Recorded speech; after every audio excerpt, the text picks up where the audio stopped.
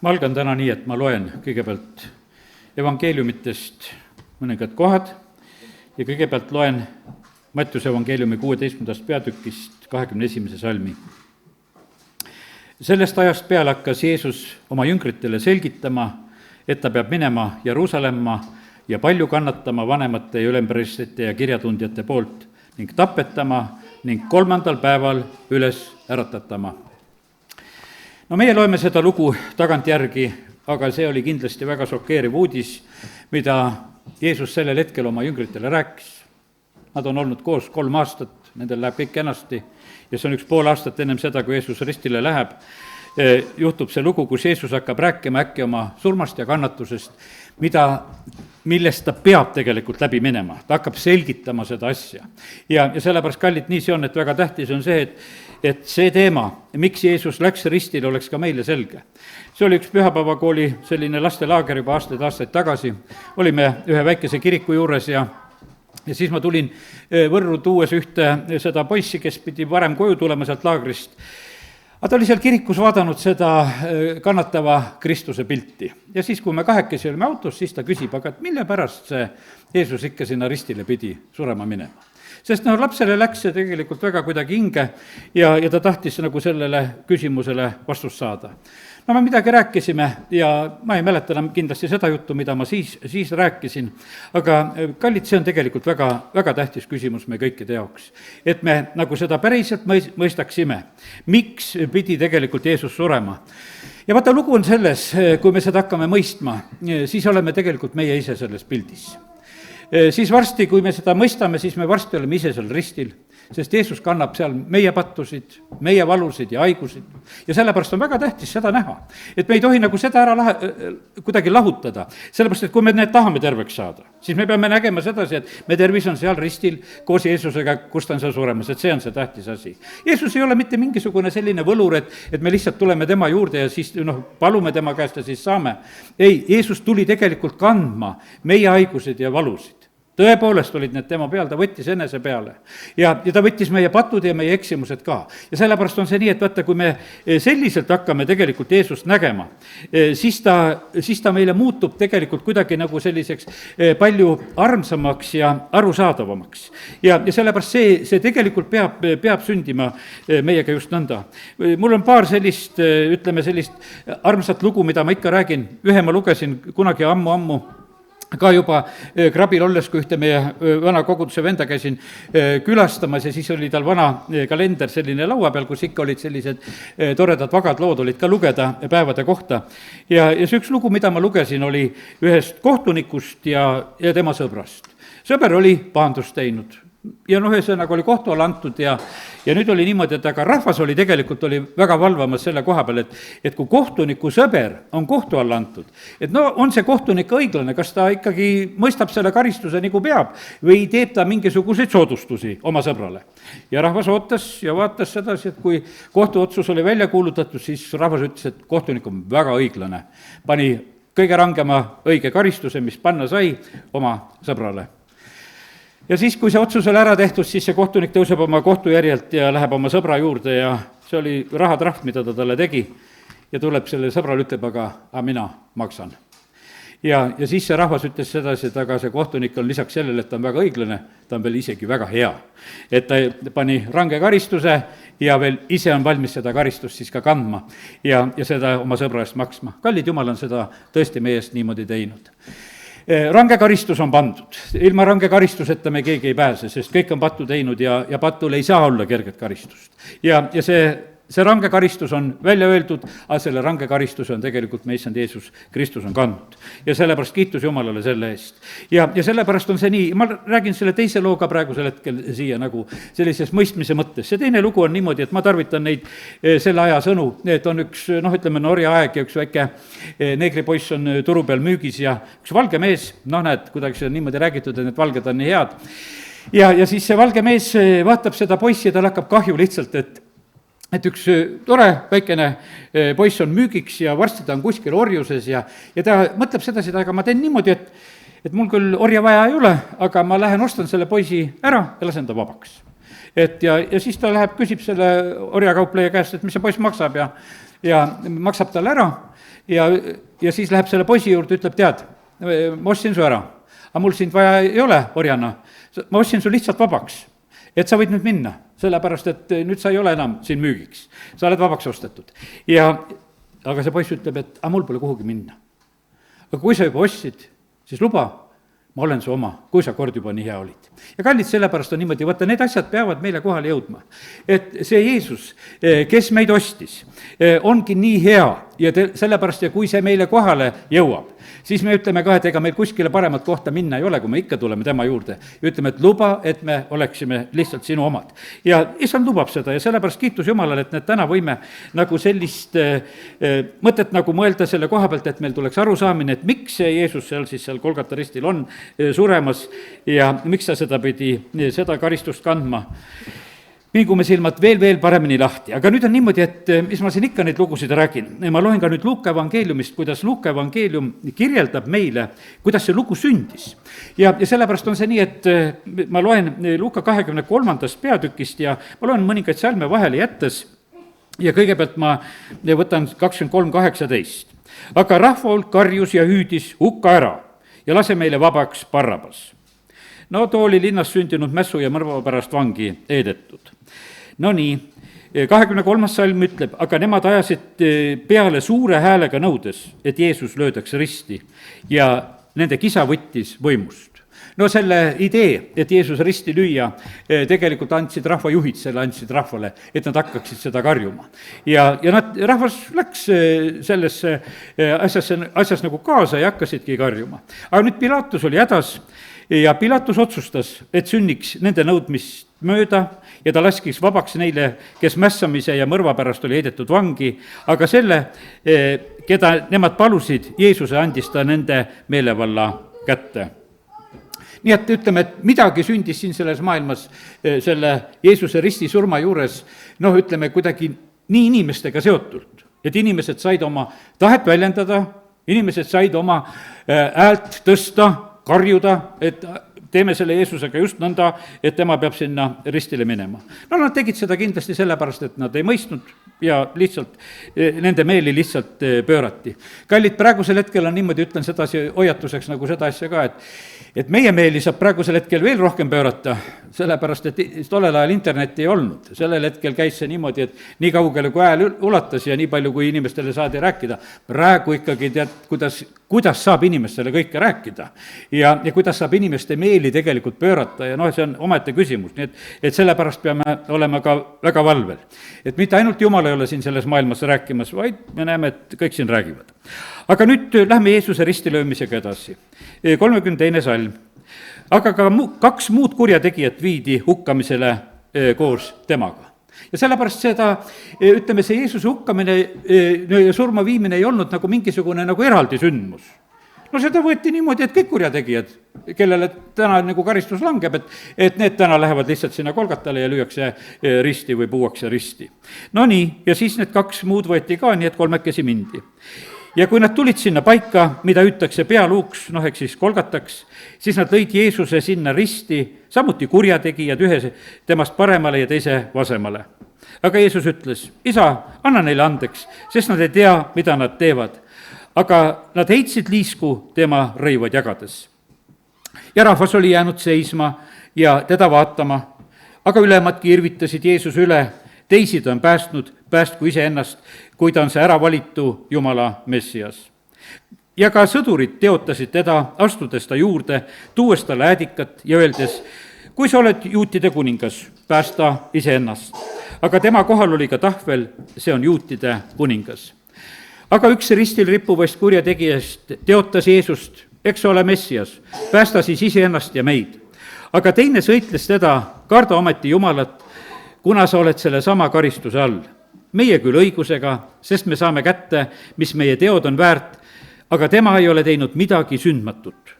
Ja ta ütles, Jeesus, mõtle minu peale, kui sa tuled oma kuningriiki. Ja Jeesus ütles talle, et tõesti, ma ütlen sulle, täna oled sa juba koos minuga paradiisis. Ja siis edasi, ma ei hakka praegusel hetkel lugema, siis on varsti nii, et esimene, kes seal ristil sureb, on Jeesus, nii nagu seda me siit näeme, sest teised mehed veel võeti ristilt maha ja nende jalaluusid murti ja sellepärast, no ütleme, nendega läks lugu niimoodi edasi. Aga Jeesus oli esimene, kes tegelikult oli siis oma elu jätnud, kes heitis hinge ja andis siis ennast oma isa kätte just seal ristil ka selliselt olles. No nii, nüüd on niimoodi, et see oli nüüd selline täiesti, võiks ütelda, päeva ülevaade, mida me siis Luuka evangeeliumist lugesime, kuidas see asi tegelikult siis nagu sündis ja kuidas see asi oli. Aga nüüd on see nõnda, et nüüd me loeme ka seda, kuidas prohvet Jesaja seda juba ette kuulutas ja rääkis. Ja sellepärast 3 asja täna kõigepealt eks loen. Seda, kuidas Jeesus hakkas rääkima oma jüngritele, et see asi tuleb, see, kuidas siis evangelist Luukas seda kirjeldas, kuidas see toimus sellel päeval. Aga nüüd ma teen Jesaja raamatu 53. peatüki lahti ja võtan sealt 4. salmist ja pisut edasi loen ka. Aga nüüd on niimoodi, et prohvet Jesaja kuulutab ette Jeesuse koha pealt seda, et mida tema siis 700 aasta pärast tegema saab, kui ta siia sellesse maailma tuleb. Ega muidugi prohvet Jesaja ei ütelnud neid aastaid nagu sellel hetkel, see lihtsalt ütleme, et ta elas 700 ennem ja rääkis seda asja siis ja sellepärast me ütleme, et see oli 700 aastat ennem, kui ta seda rääkis. 4. salm siis. Ent tõeliselt võttis ta enese peale meie haigused. Tõeliselt võttis meie haigused. Ja kui sul on tõeliselt haigusi ja kui sa usud seda, et ta tõeliselt võttis, siis see on ju väga hea uudis, et ta tõeliselt võttis meie haigused enese peale ja kandis meie valusid. Ja see ei ole mitte mingisugune, ütleme, mingi muu asi, see oli üks väga oluline moment, sest et Jumal teab, et need haigused ja valud siin selles maailmas on ja et meie need üksi kandma ei peaks, selleks ta saatis ka oma poja. Meie aga pidasime teda vigaseks, Jumalast nuhelduks ja vaevatuks. Ja mida seal siis see rahvas ja mida need sõdurid ja mida see üks kurjategija ütles? No kui sa oled Jumala poeg, aita iseennast ja aita meid. Aga tegelikult Jeesus aitaski seal meid. Sellepärast ta pidi selle karistuse ära kandma ja ta oli aitamas, aga need inimesed ei saanudki aru seda, et see asi peab tegelikult lõpuni minema. Et seda protsessi ei saa kuidagi katkestada. Et kui Jeesus oleks ristilt alla astunud, siis ta ju oleks aidanud meid. Ent teda avati meie üleastumiste pärast, löödi meie süütegude tõttu. Karistus oli tema peal, et meil oleks rahu ja tema vervete läbi on meile tervis tulnud. Ja sellepärast on see nii, et kui me nüüd ütleme, tahame mõistat, mis Kristusega sündis, siis me peame nägema seda, et need löögid ja asjad sai Jeesus meie pärast. Ei olnud ühtegi põhjust, mille pärast Jeesust lüüa, sest tal ei olnud ühtegi pattu. Tal oli ainult inimkonna patt, mida ta kandis. Ja selle hulgas ka meie patud. Ja sellepärast on see nii, et seal ei ole mitte mingisugust muud asja, kui me Jeesust ristil vaatame, siis me peame ainult ennast nägema, peame inimkonda nägema. Ja sellepärast kiitus Jumalale, et täna võime sellele just niimoodi mõelda. Me kõik eksisime nagu lambad, igaüks meist pöördus oma teed, aga Issand laskis kõigi meie süüteod tulla tema peale. Teda piinati ja ta alistusega avanud suud, nagu tal, keda viiakse tappa nagu lammas, kes on vait oma niitjate ees. Nõnda ei avanud ta oma suud. Johannes, eks kuulutas ja rääkis, et see on see Jumala tal, kes võtab maailma patu. Ütleme, Iisraeli rahval oli väga selge sellest ajast saadik, kui see ohvriteenistus niimoodi läks lahti, kuidas Jumal seda õpetas ja rääkis ja mida pidi tegema, millised ohvrid ja kuidas neid tuua ja sellepärast see oli kõik eeltähenduseks selle koha pealt, et tuli see tõeline ohvritall, kes võttis kogu maailma pattu. Ja talle anti aud, 9. salm, õelate juurde või rikaste juurde ja kurjategijate juurde ta suri, ütleme, et ristil ta oli 2 kurjategija keskel, kuigi ta ei olnud ülekohut teinud ega olnud pettust ta suus. Issand arvas teda alandada haigustega, kui ta iseenese oli andnud süüohvriks, saab ta näha tulevast sugu, ta elab kaua ja issanda tahe teostub tema läbi. Ja pärast oma hingevaeva saab ta näha valgust ja rahuldust tunda, oma tarkusega teeb mu õiglane sulane paljusid õigeks, sest ta kannab nende patusüüd. Sellepärast ma annan temale osa paljude hulgas, ta jagab vägevatega saaki, sest ta tühjendas oma hinge surmani ja teda arvati üleastujate hulka, tema aga kandis paljude pattu ja seisis üleastujate eest. Ja sellepärast kiitus Jumalale, vaata, kuidas see lugu seal lõpeb, et ta seisab tegelikult üleastujate eest. ta on täna ka isa paremal käel ja palvetab meie eest. no kas me saame ütelda, et me pole üleastujad? oleme küll üleastujad, pole sugugi alati olnud kuulekad ja alati ei ole olnud issanda tahtmises ja asjas, aga ta ikkagi palub meie eest, ta seisab tegelikult meie eest ja kiitus Jumalale, et ta on lihtsalt seda tegemas vääramatult ja sellepärast on meile tähtis asi, et meie lihtsalt oskaksime sellest rõõmu tunda ja issandat tänada kogu oma südamest. ja nii ongi see, et lihtsalt mu igatsus ja palve on olnud, olen sellel nädalal nagu mõnigi kord palunud, et meil tuleks nälg ja jänu tegelikult Jumala sõna järgi, nagu sellises mõttes. meil kõigil see tuleks. et me tahaksime seda lugeda, et me tahaksime piiblit niimoodi lugeda, et me näeksime iseennast seal. teate, huvitav on tegelikult, ütleme, et kui me pilte vaatame, ütleme kas või mingis pildialbumis või nüüd on võib-olla albumeid vähem, aga ütleme, et kas või kuskil telefonis või kus on, meile, keda sealt ikka meeldib vaadata, ennast ikka meeldib vaadata. aga ma ütlen sulle, kallis, sa oled siin raamatus sees. sinu saatus on siin sees. no kas sa näed ennast, et sa oled valges riides ja palmioksad käes? peaksid nägema. see rahvas, kes tuleb suurest viletsusest, on valges riides ja on palmi okstega, see on nii tähtis, et me neid asju näeksime. kas sa näed sedasi, et sa oled nagu nende hulgas, et kes on issandat järgimas, kes on valmis ennast salgama, kes on valmis seda oma risti võtma enese peale ja nagu tegema seda, mida Jumala sõna räägib nende koha pealt, kes on issandat järgimas. ja sellepärast on nii tähtis, et me näeksime, et kuidas see käib. ja kui sa leiad mingisuguse koha Jumala sõnast, mis on nagu räägitud inimkonna kohta ja nende kohta, kes on issandat järgimas, siis sa pead vaatama seda, kas ma ka juba seal olen või ei ole seal, sellepärast et vahest on see nii, et me tahame kuidagi kergemalt, aga ega see kergemalt ei käi. see käib ikka nagu päriselt, nagu siin kirjas kõik see lugu on. sest Jeesus oli päriselt ristil ja meie peame teda ka päriselt siin selles maailmas tegelikult järgima. no nii. nüüd on nii, et ma teen lahti siin ühe oma kaustiku, kus ma issandes olles olen mõned mõtted ka, mis on tänaseks õhtuks, olen siin kirja pannud ja kõigepealt jagan neid asju. nüüd on niisugune lugu, me elame siin selles maailmas, vaata, mis on patulanguse tõttu tegelikult ühes kohutavas olukorras, võiks ütelda, kus on öeldud sedasi, et surm on tunginud kõigisse inimestesse. ja vaata, meie võib-olla isegi ei taju seda kõike, mingil määral me oleme selle asjaga nagu oleme harjunud, et me elame sellises, ütleme, sellises maailmas aga nüüd on väga oluline ja tähtis, et meie nagu hakkaksime ühte asja nagu mõistma. et kui me elame siin selles maailmas ja kui meil on liha mõtteviis, teate, mis liha mõtteviisi kohta ütleb Paulus Rooma kirjas? liha mõtteviis on surm. ja me vahest lepime väga selle liha mõtteviisiga, et me mõtleme, et kuule, selle talupojamõistusega ka võib. aga liha mõtteviis on surm, tegelikult ütleb Jumala sõna. vaimu mõtteviis on elu. ja sellepärast, elades siin selles maailmas, Jumal tegelikult tahab sedasi, et meil oleks elu, sellepärast ta saadab tegelikult oma poja siia, et kellel on see Jumala poeg, sellel on elu. ja sellepärast, Jumala sõna väga selgelt räägib sedasi, et me olime surnud oma pattudes, me olime selles olukorras, olgugi et me füüsiliselt täiesti elasime ja eksisteerisime. täna on niimoodi, et need inimesed, kes on saanud päästetud, need on elusaks tehtud. ja need inimesed, kes siin päästmata selles maailmas ja ringi kõnnivad ja elavad, need on surnud, ütleb Jumala sõna. meie omakorda oleme surnud patule, Jumala sõna räägib sellest. ütleme, et see vajab nagu teatud sellist nagu süvenemist ja sellist arusaamist, et millised need olukorrad on. aga vaata, kuna meie oleme samamoodi tegelikult oleme tulnud nagu sellest surmaolukorrast tegelikult oleme tulnud, siis vaata, meie mõtteid ja meeli on vaja tegelikult uuendada. sellepärast, et vaata, meil on vahest on see nii, kuidas ütelda, nagu selline nagu surmakultuur. ma lugesin, õigemini kuulasin ühe rahva kohta tegelikult juttu, ma ei hakka selle rahva nime nagu nimetama, aga lihtsalt, et see, kes nagu seda, nagu neid mõtteid rääkis, ütles sedasi, et sellel rahval on surmakultuur. no tegelikult ma nägin seda paralleeli, see ei olnud Eesti rahvast, see oli ühest teisest rahvast. ütleme, et neid surmakultuure on väga palju, me ei tea kõiki Aafrika rahvaid või asju, et ütleme, seal on kohutavad mõned niisugused asjad, kuidas inimesed elavad ja kuidas need surnud kummardavad ja mingi surmakultuurid on olemas. ja ütleme, ja sellepärast me nagu ei mõistagi sedasi, et kui valel teel me tegelikult oleme, et me oleme nagu kiindunud sellesse surmasse, vahest võiks ütelda. Jeesus ütleb, et ma tulin teid surmast päästma, ma tahan teile elu anda, aga teil on surmamõtted peas. no ega Eesti rahvas ei ole ka naljarahvas, sellepärast et ega enesetapuse hulk on tegelikult Eesti rahval ka suur. see tuleb tegelikult, võiks ütelda, sellisest niisugusest surmakultuurist, sellepärast et Jeesus tuleb meile tegelikult elu tooma, ta tuleb meid sellest surmast tegelikult välja tõmbama.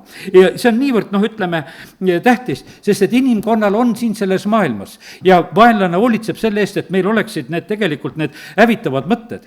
No mina ei ole, ütleme, Kalevipoega eriti lugenud, ütleme, koolis võib-olla, ma ei tea, mõne rea kuskilt lugesin ja seda ma ei viitsinud lugeda, saate sellest aru. Ja aga ütleme, et midagi ikka nagu tead. Ütleme, aga kuidas Kalevipoeg lõpeb? Ma täna lihtsalt natukese tegin endale selliseid väikseid niisuguseid uuringuid ja vaatasin nagu selle koha pealt. Kalevipoja lugu lõpeb niimoodi, et tal on jalad alt ära, kui ta sureb, siis tal jalgu all ei ole, teda pannakse seal hobuse selga ja pannakse põrguväravat valvama. Ütleme, et see on see praegusel hetkel on see Kalevipoja koht, kui Kalevipoja raamat niimoodi nagu lõpeb selles loos. Ütleme, et vaata, milline tegelikult see lugu on nagu selline ja see on meie kangelane. Meie kangelane, jalad altpoolt põlve ära lõigatud, istub seal hobuse seljas ja on põrguväravas valvamas. Ütleme, et see on selline. Ja mis on suur tähtis eepos, meil on siin samas Greifswaldi kuju ja me oleme muideks Kalevipoja tänaval ka ja lihtsalt selline moment, aga lihtsalt sedasi. See on ju puhas tegelikult surmakultuur. Tal oli seal tegemisi nende põrgus käimistega, vahepeal kes pihvas ka, aga ütleme, et erinevaid asju, mida ajas, neid lugusid on palju, mida ütleme kokku korjati ja pandi selliselt. Aga üldiselt me näeme sedasi, et vaata, selles on üks selline nagu see, võiks ütelda, mitte elu, vaid selles on nagu mingisugust surma. Et ta on kuskil seal kättpidi kinni seal kalju sees ja siis, kui vahepeal raputab, et siis tahaks nagu tulla kuskile. Ütleme, et ma jätan nagu need lood kuskile nagu sinna paika, aga ma lihtsalt andsin nagu pisut nagu viidet sellele, et vaata, sellest tegelikult tulevad, ütleme, meie rahva nagu sellised arusaamised. Ütleme, surmakultuuris me elame siin Lõuna-Eestis ka. Lõuna-Eesti rahvas on väga tubli surnuaedadel käia. Kui sageli tegelikult küünlad säravad ja surnuaed on. On jõulud, kui Jeesus sünnib, kui selle maailma päästja sünnib, surmavõitja sünnib, siis kõik lähevad ruttu surnuaeda küünlad panema. Et ikka see surm on siin selles maailmas kindlalt olemas. Sest et kas kirikusse jõuab, see ei ole nii tähtis, aga peas, et küünal sinna saab pandud. Et see surm peab saama austatud. See ma saan aru, et see on mingi esivanemate austus, aga küsimus on nüüd selline lugu, et vaata, kui minu sünnipäev, siis mis tegevusi sa teed? Et kas sa siis jooksed kuskile kalmistul, et mul on täna tähtsam päev seal. Jeesus ju elab ja Jeesus ei ole kalmistul, ta on ammu hauast välja tulnud ja sellepärast meie nagu mõttevõis võiks minna. Ma ei ütle sedasi, et käi haudadel, hoia neid korras, pane neid küünlaid ja pane lilli ja tee kõiki neid asju. Aga kas seda Jeesuse sünnipäeval peab tegema? Et kas see peab olema, sellepärast, et Jeesus on tegelikult on surma võitnud ja sellepärast on kallid niimoodi, et aga see on nii alateadlikult on meie sees. See on meie sisse tegelikult kasvatatud ja õpetatud ja sellepärast ma ütlengi niimoodi, et ainult see saab aidata tegelikult, kui meie silmad tegelikult lähevad nende asjade koha pealt lahti, kui me hakkame neid ilmutusi nagu saama. Ja kui me näeme sedasi, et me selle kaudu tegelikult oleme nagu mingisuguses nagu sellises hävingus ja kui oleme mingisugust nagu valet uskumas ja sellepärast kallid nii see on. Ütleme, et selle surmakultuuriga koos on, teate, mis on üks surmakultuuri osa on veel, kui seda rääkida, on uhkus. Meie rahvas omab ka seda väga kõvasti. Uhkus tuleb enne langus tegelikult, see on niimoodi, kui on kõva süda, siis on see hukuks. Kui piiblit oskad lugeda, siis sa saad seda teada sedasi, et kelle süda on kõva. Kui sa ei suuda oma viga tunnistada ja meelt parandada, siis sa oled tegelikult väga ohtlikus olukorras, siis sa oled tegelikult surma minemas. Sellepärast, et Jumala sõna räägib seda väga tegelikult selgelt. Ja sellepärast on see niimoodi.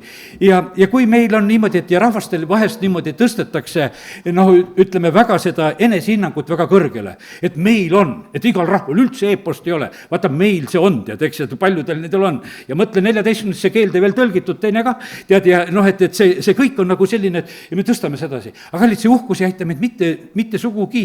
Sellepärast on see niimoodi, et tegelikult me vajame seda, et ise oleksime alandlikud. Me vajame seda, et me juhid oleksid alandlikud. Teate, Naabal oli üks rumal mees. Tegelikult oli niimoodi, et vaata, kui Taavet saadab oma mehed, et anna natuke süüa.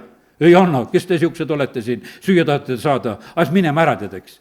Abigail oli vähemalt üks tark naine, kes läks ja lepitas selle asja ära, et see häving jäi tegelikult tulemata. Aga mis seal oli? Aga vaata, kas on praegusel hetkel meie juhid, võiks ütelda siin sellised, kes on valmis lepitust otsima? No ei ole. ainult näitame teistele kõigile kohta kätte, et kõik on valed ümberringi, me oleme õiged ja me teeme seda, see on vale tee.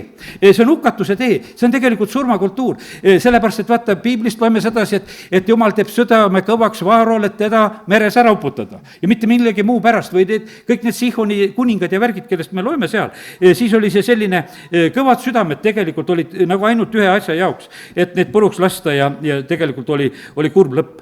Ja sellepärast, kallid, on väga tähtis, et me ei oleks nagu nendes valedes piltides. Me peame saama selle õige pildi. Meid ei päästa Kalevi poeg, nii kui ütleme, kui täna on jutt juba sinna läinud, meid päästab Jeesus. See on kõikidele tegelikult rahvastele on tegelikult ainukene päästetee on see. Ja sellepärast me peame nendest valedest asjadest tegelikult lahti saama ja valedest uskumistest ja meelt parandama ja pöörduma nendest asjadest. Ja sellepärast see on ainukene tegelikult lahendus. Ja teate, see on lahendus rahvaste vahel ka. Vaata, see on nagu tundub, hiljuti just omavahel arutasime niimoodi, et nagu mingisugune paratamatus, et Jeesus ütleb, et nendel viimsel päevil, milles me praegu ka elame, et tuleb see aeg, kus rahvas tõuseb rahva vastu ja kuningriigi vastu. Jeesus ei ütle seal, et see nii peab olema. Ta ütles, et see on nii, et inimesed niimoodi teevad ja käituvad sedasi.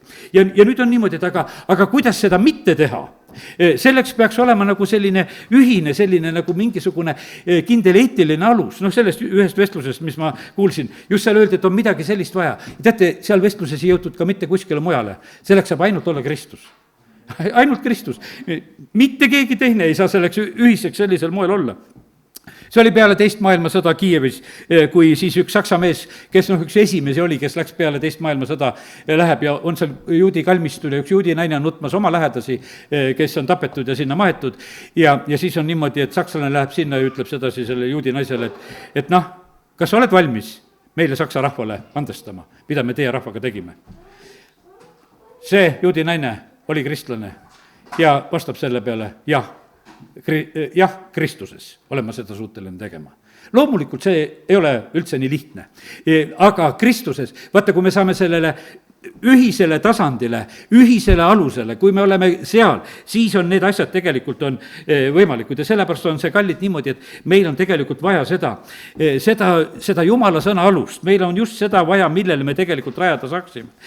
Laul 1 ütleb sedasi, et õnnis on see inimene, vaata, kes uurib seda sõna ööd ja päevad ja sellepärast on, kallid, niimoodi, et kui me seda ei uuri, ega meil seda alust ei ole. Meil võib olla neid igasugu mõtteid ja tahtmisi ja asju, mis siin ilmas on, aga issand tegelikult ootab sedasi, et me tuleksime sellele tema poolt pakutud alusele, nende seaduste alla, mida tema on rääkinud ja sellepärast kiitus Jumalale, et see võimalus tegelikult meil on olemas. Ja lisaks sellele, et mitte lihtsalt, et me siin, et elame oma elu ära ja et me nagu hakkame nagu siin, saame nagu sellest surmakultuurist välja, vaid mõista seda, et tegelikult Jumal on andnud meile igavese elu. Ja see on veel palju suurem üldse, mida meie siin selles ajalikus olles, meil on raske mõista. Ja sellepärast midagi me nagu justkui mõistame, sellepärast, et meil, kes meist oskab nagu üldse kuidagi tunda, et meie elu nagu kuidagi ära lõpeks. Kas tunnedki tuleb jälle, kuidas ta siis ära lõpeb, eks? See on mingisugune teadmine, see maine elu lõpeb ära. Aga see, et tegelikult Jumal on meile kinkimas igavest elu, seda ma usun sedasi, me saame alles mõista siis, kui me selle asja sisse saame tegelikult astuda.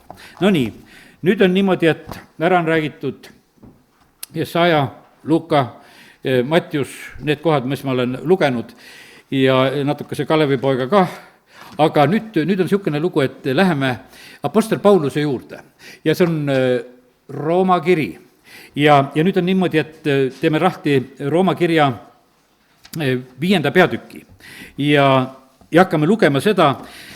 Paulus kirjutab seda juba pärast. Paulus on selline mees, et tema, ütleme, Jeesusega eluajal ei kohtu. Tema elu läheb teistmoodi, ta on, ütleme, sellises otseses kontaktis Jeesusega ei ole, aga kui Jeesus teda Damaskuse teel kohtab, sealt algab tema elu ja ilmutused, mida ta siis koos Jeesusega elab, ja need on tegelikult väga suured ja sügavad ja tal on meile palju tegelikult jagada. Ma teen nii, et ma algan täna seda apostel Pauluse kirja lugemist nüüd siit 6. salmist, kus ta ütleb niimoodi. Sest juba siis, kui me alles nõrgad olime, on Kristus surnud nende eest, kes tollal veel olid siis Jumala kartmatud. ja vaata, ta tunnistab nagu sedasi, et Kristus suri siis, kui meie sellele asjale veel mitte pihta ei saanud. See sündis nagu ennem niimoodi, et meie lihtsalt ei teadnudki üldse selle asja peale üldse mõeldagi ja sellepärast seda ta nimetab. Ja ta oli ise nende samasuguste inimeste hulgas ja sellepärast nii julgelt ta seda kirjutab ka. Ei kohe teadnud mitte kui midagi. Olime Jumalat kartmatud, Jumalat mitte austavad just ka Kristuse koha pealt.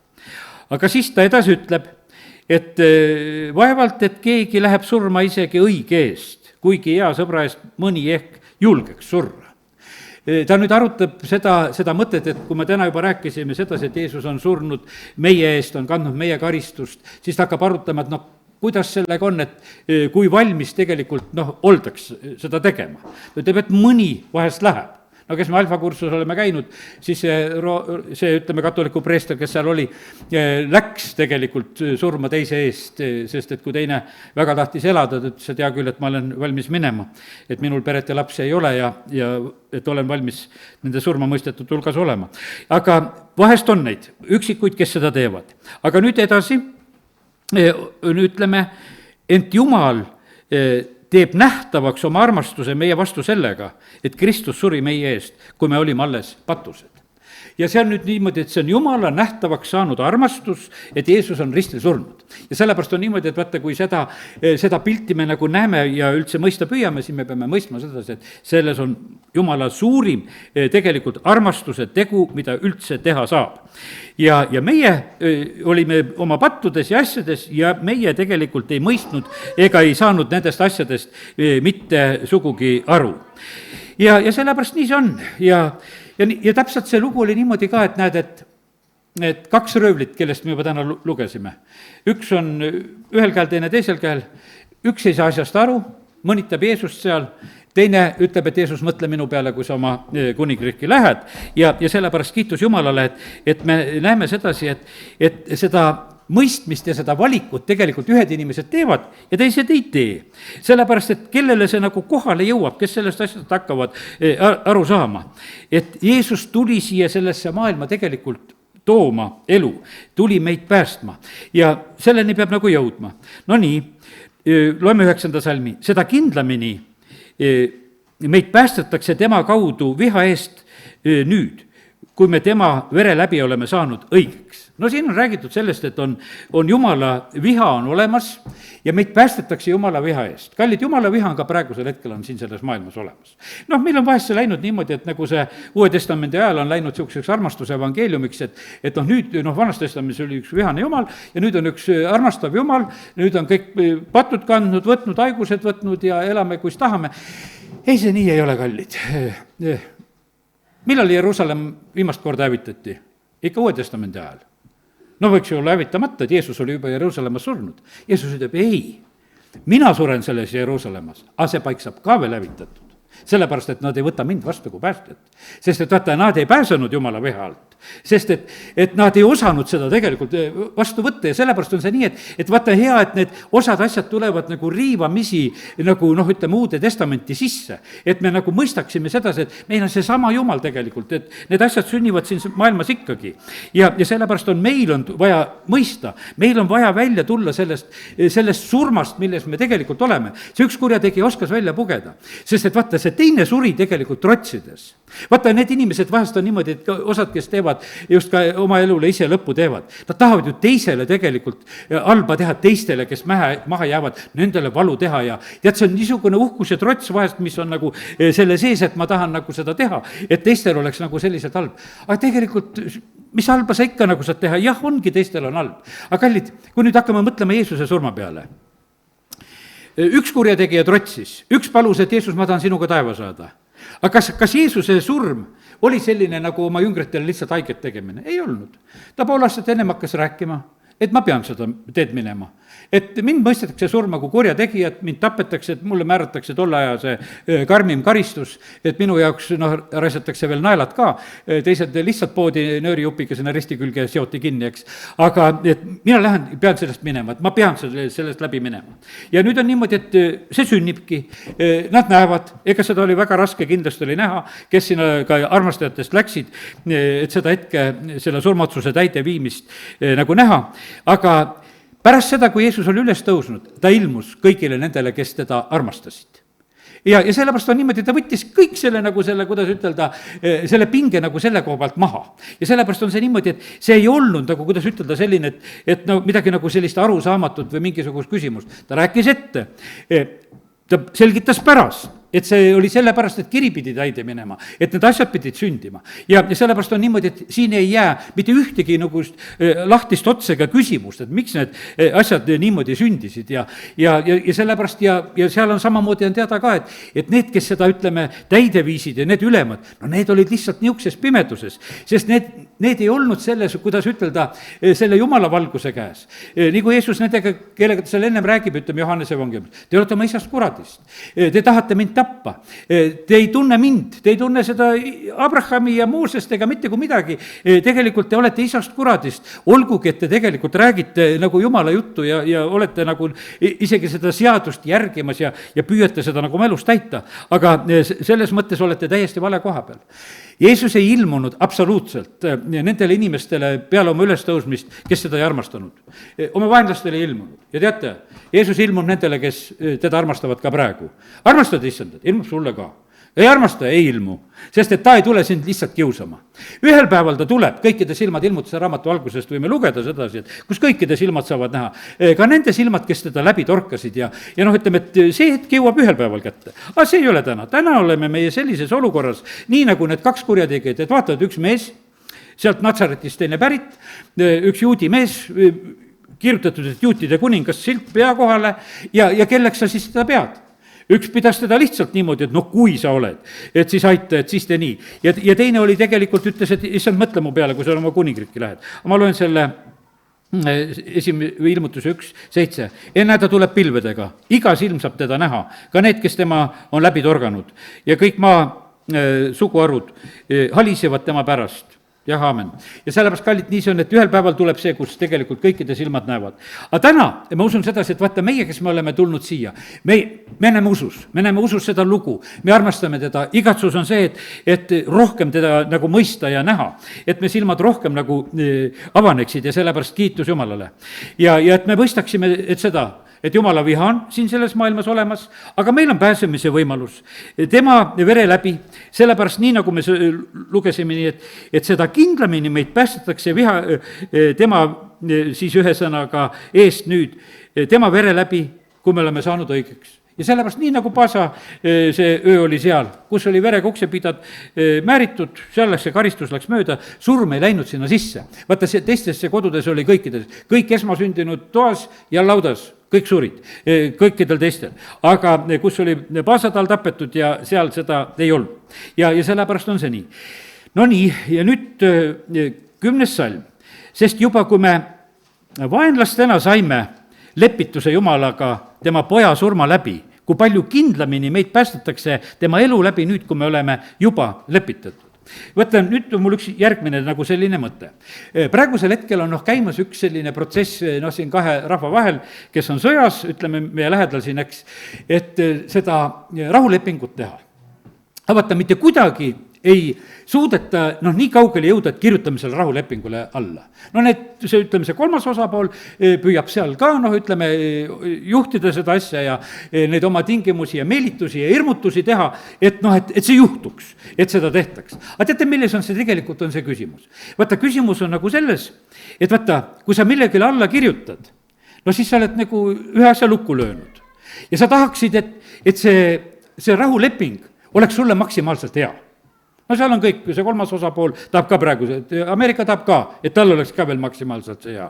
Ja siis kõik nad tahavad, Ukraina ja Venemaa, kõik tahavad, et oleks maksimaalselt hea. Ja nüüd on niimoodi, et keegi ei taha nagu ennem nagu lõplikult oma kätt sinna alla panna, sest et võib-olla veel saan kuidagi rohkem, et see leping läheb paremaks. no kas see leping paremaks läheb nüüd selle ootamisega, ja see on iseküsimus, aga kallid, ma toon nagu selle võrdluse selle koha pealt. ja vaata, nüüd on see niisugune lugu, ma toon jätame selle lepingu kõrvale. See leping, see uus leping, mille Jeesus pani ristil maksma, no see on maksimaalselt hea. Sellele võib kohe alla kirjutada. Ei tasu oodata, et see paremaks läheb. See on juba nii hea, et selles ei ole mitte mingisugust puudujääki, see on maksimaalselt meie kõikide jaoks hea. ja sellepärast on niimoodi, et meil ei tasu midagi rohkemat loota. Ma ei tea, mida inimesed vahest nagu ootavad ja loodavad. Üks vend kunagi, kes ka siin koguduses käis, sain temaga kokku, et miks sa ei käi. Ma proovin mingit teist teed ka. Ei ole teist paremat teed, püüdsin talle nagu selgemaks teha. Aga tal oli nagu selline mõte, et ikka äkki on ikkagi mingisugune veel ägedam jumal kuskil on, et kelle juurde saab minna. Kallid, täna me räägime kõige ägedamast jumalast, mis olla saab. Ta on jumalate jumal, ta on kuningate kuningas ja sellepärast on see nii, et see on maksimaalselt hea asi, mida me üldse kuulutame. Ja sellepärast sellele asjale võib julgusega alla kirjutada. Aga nüüd ongi see küsimus. Aga kas sa võitsid läbi lugeda seda seadust? Tundub teine nagu paks olema, eks. Aga loe läbi nii vana kui uus. Teate, see piibel on üks huvitav raamat. Ta on piisavalt väikene, võiks ütelda, sest on palju paksemaid raamatuid. Ma ei tea, palju neid Lenini teoseid on, need on ikka terved riiulitäied niimoodi, rohkem veel, eks. Meil on üks raamat, võiks ütelda 66 raamatut on meil siin, eks, ja on selline piibel meil antud. Aga ta on parasjagu ka suur, et terveks eluks jätkub lugemist. Ja ikka tunned, et seda ikka saab siit lugeda. Need on väga hästi Jumala poolt planeeritud, et meil on see sõna just sellisel moel. Ja sellepärast on väga tähtis. Loeme neid evangeeliumeid, et kuidas, kuidas see uus leping on tekkinud, mis on. Loeme neid seletusi, ütleme, et Rooma seletus, mida me natuke praegu siin loeme, Paulus Rooma kirjas annab seletust, väga hea lugeda juurde. Väga hea on lugeda Heebra kirja, mis neid lepinguid võrdleb ja neid asju nagu avab. Ja sellepärast on niimoodi. Ja väga hea on lugeda seda Vana Testamenti, mis on nagu selle uue lepingu ettevalmistuseks, terve see protsess, mis on nagu käinud ette, et see uus võiks üldse sündida, sest kui vana ei ole, mis uut sul on vaja siis, eks. Ennem oli ikka vana vaja ja siis tuli see uus ja enam uuemat ei tule.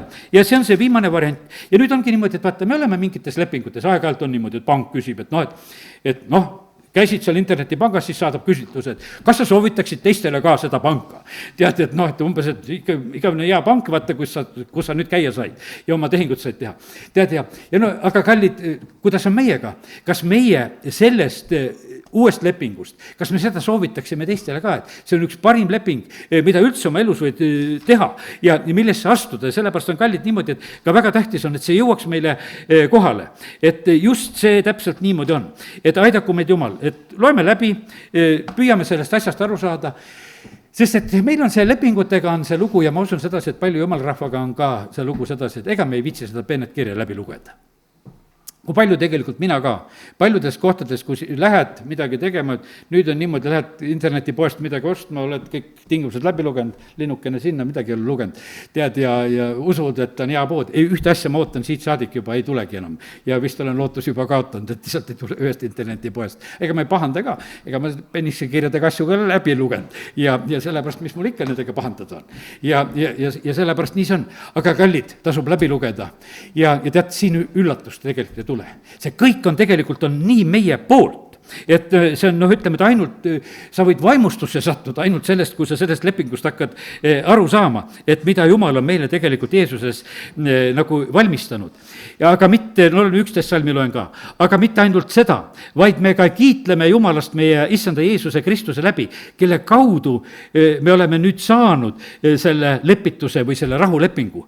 See 5.1 algab siin samas, et aga nüüd me oleme saanud õigeks usust, sest meil on rahu Jumalaga, me issand Jeesuse Kristuse läbi. Ja sellepärast kiitus Jumalale, et ütleme, selline võimas asi on nüüd meil olemas. Me oleme nüüd, teate, mis on niimoodi, selle lepingu läbi, millesse me oleme nüüd astunud, uskudes Kristusesse, tema surma ja tema ülestõusmisse, kes oma südames usub ja suuga tunnistab ja nii, nagu see Rooma 10. on. Me kõik ei jõua täna lugeda ja rääkida, aga viitan lihtsalt sinna korraks. Siis niimoodi, siis me hakkame tegelikult koos issandaga elama. Nüüd ma loen seda 9. salmi veel, et kas saame aru seda lepingu osa. Sest kui me juba vaenlastena saime lepituse Jumalaga tema poja surma läbi, kui palju kindlamini meid päästetakse tema elu läbi nüüd, kui me oleme juba lepitatud. vaata, nüüd me oleme nagu tema eluga seotud. Jeesus elab, ta on surnust üles tõusnud, ta on isa paremal käel, ta elas siin maa peal meile eeskujuks. ja vaata, sellepärast nüüd me saame sellest, kuidas ütelda, sellest Jeesuse elust saame tegelikult osa. me saame mõjutatud ja seda on öeldud, et kui palju tegelikult enam on see asi tegelikult võrreldes sellega, ütleme, kui selle surma ja selle karistuse peale ainult mõelda. ja sellepärast kiitus Jumalale selle eest. ja nüüd me kiitleme siis ka isast, kes oli tõesti nii hea, et andis oma poja, et seda kõike niimoodi just korraldada teha. Nüüd loeme edasi veel, 12 salm ka. Sellepärast, nii nagu ühe ainsa inimese kaudu on patt tulnud maailma ja patu kaudu surm, nõnda on ka surm tunginud kõikidesse inimestesse, kuna kõik on pattu teinud. Vaata, mõtleme niisugust inimkonna pilti korraks natukene selliselt. Jumal loob inimene alguses pole pattu teinud. Ühel hetkel ütleme, Adam teeb pattu ja siis hakkab inimkond minema täiesti teist teed. Ja nüüd on niimoodi, et ühe ainsa inimese kaudu on patt tulnud maailma, selle ühe ainsa inimese kaudu tuli see surm, nüüd rohkem sellest surmakultuurist ei räägi, sinna juba siis sattusime, see tuli lihtsalt, nagu pattu teed, pead surma, see tungis kõikidesse inimestesse, kuna kõik on pattu teinud, ja ütleme, et toimub nagu selline moment ühe inimese järgi. No nii, siis on patt oli maailmas juba enne seadust, aga pattu ei arvestada, kus seadust ei ole, siin on natukene arutelu selle käsu koha pealt, sest et vaata, kui mingit keeldu ei ole, siis sa üle astuda ei saa, eks. Kui kiirusepiirangut teede peal ei olnud, siis sa kiirust ületada ei saanud, sest seda piirangut ei olnud lihtsalt, eks. Ühel päeval tuli piirang, siis saad hakata rikkuma. Ja nüüd on niimoodi, et tuli käsk, Moosese kaudu hakkasime asju teistmoodi nägema, ja ütleme, inimkond hakkas nägema. Ent surm valitses Aadamast Mooseseni ka nende üle, kes ei olnud pattu teinud niisuguse üleastumisega nagu Aadam, kes oli eeltähenduseks temast, kes pidi tulema. Sellepärast, et vaata, nüüd Aadamal oli väga otsene jutt. Keelatud puu, ära söö sellest. Okei, astuti üle. Ikkagi kiusatus, keelatud asi oli kuidagi magus ja taheti sellest osa saada ja nad tegid sedasi. Ja sellepärast temal oli see nagu selline eriline üleastumine. Vaata, täna nagu sain niisugust pilti, vaata, loomad ei teinud sellist pattu. Loomad ei ole pattu teinud. Sest nendel ei öeldud sedasi, et ei tohi süüa. Vaata, inimestel on hoopis see oli teine lugu. Loomadel ei olnud sedasi keelatud, et vaata, et see loomad olid, nagu võiks ütelda, sellises mõttes vabas olukorras. Ja teate, ja sellepärast loomad on loomad. Elevant on ikka elevant. Ja ahv on ikka ahv. Ja ütleme, kõik on nagu jäänud nagu selleks, võiks ütelda oma ka loomu poolest selleks samaks, mis nad olid. Olgugi, et praegusel ajal inimesed püüavad sekkuda ja vahel ristata ja oma jänte teha, ütleme, ja oma neid kloonimisi. No ma ei räägi sellest, aga ma räägin sellest, et mis, kuhu ka inimene pole sekkunud, siis see on sama. Aga vaata nüüd, Aadama tõttu inimkond sai täiesti teise tee. Ja vaata, see 14 salm, mis me räägime, siin on natuke raske nagu seda lugeda, et kes oli eeltähenduseks temast, kes pidi tulema. Aadam oli eeltähenduseks teisele Aadamale, kes pidi tulema, Jeesusele, sellele viimasele Aadamale, kes andis siis selle oma sõnakuulelikkusega ühe õige suuna. Ja sellepärast on niimoodi, et meil on nüüd keda järgida. Kui me seda vana Aadamat järgime, siis ta läks valet teed lihtsalt. Me kõik eksisime nagu lambad. Aga siis tuli see hea karjane ja teate, tuli üks nii valitseja, kes oli valmis tegelikult oma elu jätma meie kõikide eest. Teate, kui me riikidel oleksid sellised valitsejad, kes oleksid valmis oma elu jätma oma lammaste eest, kes oleks valmis allkirju alla kirjutama, et lambad elama jääksid. Tead, kui hea oleks elada? No ei ole. Sellepärast, et kõik on juhked, et meil peab hästi minema.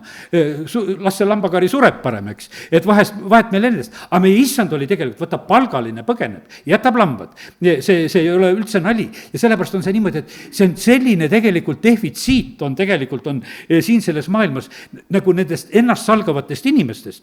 Ja sellepärast on niimoodi, et me võidame talle veel läbi, oma tunnistuse sõna läbi. Aga et me ei armasta ka oma elu surmani. Ja sellepärast vaata, see on ka üks selline küsimus, et vaata, see on see enese salgamine, see on see oma mina maha matmine ja see on sellepärast, see on tugev asi tegelikult, mis peab tegelikult olema. Ja sellepärast näete, et siin meil on seda juhti vaja. ja see teine Aadam saab olla meile selleks juhiks, kelle järgi tegelikult minna saab. ja sellepärast kiitus Jeesusele, et Jeesus sai selleks ja meil on, keda juba ka järgida. No ütleme, et seal esimese Korintuse kirja 15:21 on natukese raske mõte, mida ma siin püüdsin seletada, püüan selle salmiga nüüd veel seletada. Esimese Korintuse 15:21-23. Nagu seda järjekorda, kus me järgime. Ent surm on tulnud inimese kaudu. Nii tuleb ka surnute ülestõusmine inimese kaudu, sest kõik inimesed surevad Aadamas, nõnda tehakse ka kõik elavaks Kristuses. Sellepärast me kõik sureme, sest me sureme kõik Aadamas. Aga meid tehakse elavaks, tehakse Kristuses. Aga igaüks oma järjekorras, uudseviljana Kristus, pärast seda Kristuse omad, tema taastulekul. Ja sellepärast on niimoodi, et me pidime lihtsalt praegusel hetkel selle õige Aadama taha saama. Ja sellepärast ja siis me oleme selles võidukäigus, siis me oleme selle elutee peal ja siis on see kõik hästi. Ja nüüd on niimoodi, et siit salmidest 15-19 on üks väga huvitav asi, mida nagu tähele panna. Paulus hakkab rääkima nagu niimoodi sellist asjast, kuid armuanniga ei ole nõnda nagu üleastumisega, sest kui ühe inimese üleastumise läbi on paljud surnud, siis seda kindlamini on paljudele saanud ülirohkeks Jumala arm ja and ühe inimese Jeesuse Kristuse armu kaudu. Ja siin hakkab üks selline huvitav võrdlus. Paulus väljendab sedasi, kõik need salmid kuni 19, ma ei tea, ma ei hakka neid sulle nii lugema, püüa ise välja lugeda võib-olla veel, kas või kodus neid salme. Et siin on räägitud sedasi, et see ei ole võrreldav, mida tegi esimene Aadam ja mida tegi teine Aadam. Meid ei viida tagasi 0 punkti. Meid viiakse võiks ütelda, ütleme maksimaalselt 100% kõrgemale. Meid viiakse taevasesse olukorda. Meid et ei viida sedasi, et umbes, et olete nagu jälle selle Aadama olukorras, et puust ei tohi süüa ja valmis, et istute seal. Ei, meid on juba tegelikult on niimoodi, et see arm on hoopis juba selline, et on saanud ülirohkeks ja sellepärast on see niimoodi, et kõik need salmid tegelikult räägivad sedasi, et see läheb üldse täiesti teisele tasemele. Ja ütleme, et meid on ju tegelikult ülendatud taevasesse olukorda, kui me seda usume. Me istume siin tooli peal aga tegelikult meid on ülendatud taevasesse olukorda, kui me usume. Sest et Jumal on niimoodi mõelnud meiega, mitte kuidagi vähemalt. Ja surm valitses kui kuningas, eks. 5:17 on öeldud sedasi, aga ühe inimese üleastumise tõttu on surm valitsenud kuningana selle ühe kaudu. Aga seda kindlamini need, kes saavad armu ülirohkesti ning õiguse anni, hakkavad valitsema kuningana elus selle ühe Jeesuse Kristuse kaudu. Ja siin on jälle öeldud sedasi, et see värk käib kindlamini. Ja sellepärast on see niimoodi, et millesse me tegelikult, oleme saanud, see on palju kindlam tegelikult asi. Ja sellepärast, kallid, nii see on, et usk tuleb kuuldust ja täna me sellest asjast räägime. Ja sellepärast on nii, et kuule ja võta vastu see sõna. Sellepärast, et vaata, kui on sõna kuulmatus, see tekitab probleeme. Aga oled kuulekas issandale, siis on selline õnnistus. Ja sellepärast, kallid, ma ütlen, et vaata, kuidas on meil vaja tegelikult seda tugevat alust. Vaata, see on niimoodi, et see ei ole seal põrgu väravas ilma jalgadeta ja obese seljas, vaid meie oleme taevasesse olukorda tegelikult ülendatud. Ja ütleme, et sellepärast, kallid, me oleme palju paremas tegelikult olukorras ja sellepärast kiitus Jumalale, et meil on Jumala sõna. Ja sellepärast on see niimoodi, et lihtsalt tahaks edasi, et see ülirohke arm jõuaks nagu meile kohale, et me mõistaksime seda, et me lihtsalt oleksimegi nagu lihtsalt sellepärast rõõmsad. Ja lihtsalt tunneksime rõõmu, et kui võimas on tegelikult see pääste. Sest otse kui patt on 21 salm, sellega lõpetan, on kuningana valitsenud surma abil. Nõnda valitseks armgi kuningana õiguse kaudu ja viiks igavesse ellu Jeesuse Kristuse meie issanda läbi. Ja sellepärast kiitus Jumalale, et me oleme selle tee peal. Amen. Tõuseme. Halleluuja, isa, me täname sind. Me täname sind, Jumal, et sa tulid meid päästma surmast. Sa oled meid elusaks teinud. Me täname sind, Jumal, et sa oled meid välja kiskunud pimeduse võimusest. Ja seda ei saa teha väiksema jõuga. Seda väljakiskumist pidi tegema ülitugeva ja veel suurema jõuga, mis iganes oli surmal ja saatanal siin selles maailmas. Ja me täname sind, Jumal, et sa oled kiskunud meid välja sellest pimeduse võimusest. Ja me täname sind, Jumal, et sa oled toonud selle valguse sellesse maailma, mis on valmis valgustama igat inimest. Isa, tänu sulle, et me võime täna olla need, kes me oleme Jeesus sind kui oma päästjat vastu võtnud. aga ma tänan sind, Jumal, et sa oled täna tahtnud tegelikult meid nagu vaimustusse viia selle lepingu koha pealt, selle uue lepingu koha pealt, et see on maksimaalselt parim, milles me oleme. me tahame selles püsida, me tahame, issand, sulle ustavaks jääda ja me tahame lihtsalt, et see meile veel rohkem avaneks. me tahame paremini särada siin selle maailma keskel. isa, ma tahan paluda seda, et meie selleks suureks nädalaks oleksime valmis. Nagu sellises mõttes, et me oleksime nagu uuesti Jumala sõna kaudu nagu seda kõike nagu uuesti kogenud, läbi lugenud ja uusi ilmutusi saanud. Et need oleksid meil ühed tõelised pühad. Et kui jõuab ülestõusmise päev kätte, et siis meil oleks tõeline ülestõusmise rõõm. Et issand, sina oled meie ülestõusnud issand, kelles meie elame ja oleme. isa, kiitus ja tänu ja ülistus sulle Jeesuse nimel. Aamen.